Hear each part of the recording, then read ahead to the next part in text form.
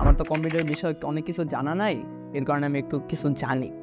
এর কারণে জানার জন্য আমি ইউরোপিয়ান আইটির সব কোর্সগুলো দেখলাম। বেসিক কম্পিউটার আছে, ডিজিটাল মার্কেটিংয়ের আছে। ক্লাসগুলো মিস যায়, তাইলে এখানে ফেসবুকে ক্লাসগুলোর রেকর্ড আছে। আইটিতে আসলাম, আসার পর আমার পুরো ধারণাটাই পুরো চেঞ্জ হয়ে গেছে যে এত একটা ভালো একটা প্লেস, কম্পিউটারে শিখতে পারবো কোনো কিছু।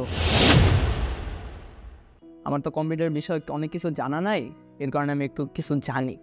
এর কারণে জানার জন্য আমি ইউরোপিয়ান আইটির সব কোর্সগুলো দেখলাম। বেসিক কম্পিউটার আছে, ডিজিটাল মার্কেটিংয়ের আছে।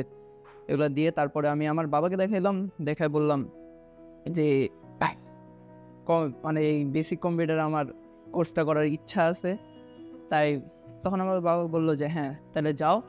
তখন আমি এই প্রথম দিন যখন আমি ইউরোপিয়ান আইটিতে আসলাম, আসার পর আমার পুরো ধারণাটা পুরো চেঞ্জ হয়ে গেছে যে এত একটা ভালো একটা প্লেস, কম্পিউটারে শিখতে পারবো কোনো কিছু, অনেক কিছু শিখতে পারবো।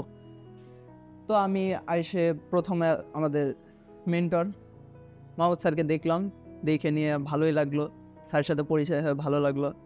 তখন আমি কম্পিউটারের ইচ্ছাটা আমার বাড়লো। তাই ওভারঅল আমি তারপরে কয়েকটা ক্লাস করলাম।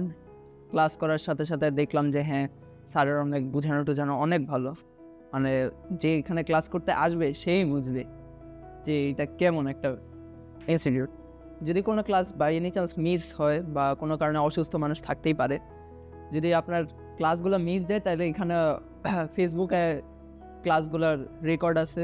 এখানে ডিজিটাল মার্কেটিং আমি কোর্সটা একটু করার ট্রাই আছি, এখন করবো।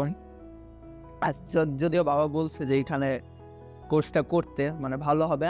আমি এটা দেখছি ইউরোপিয়ান আইটি অনেক ভালো, মানে বোঝানোর ক্ষেত্রে, সব কিছুর ক্ষেত্রে মেন্টর সবাই ভালো। মাহমুদ স্যারের নিয়ে একটা কথা বলি, মাহমুদ স্যার হইলো ভালো একজন মেন্টর এবং তিনি বোঝানোর স্কিলটা অনেক ভালো।